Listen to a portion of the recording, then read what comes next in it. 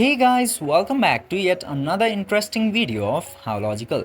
And in this video, I am going to show you how to bold your text in Google Notes or Google Keep. So without any further ado, let's dive right into this exciting video. Now, in order to bold the text into Google Keep, you just simply have to open your Keep Notes or Google Keep application. Then, after opening the application, simply open the existing note or create new note into here.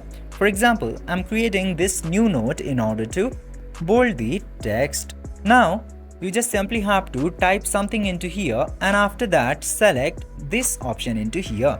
Now, simply tap a while into the text which you want to bold. After that, you just simply have to tap into this B button at here.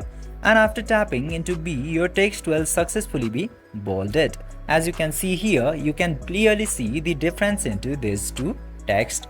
This way you can easily bold your text into Google Keep.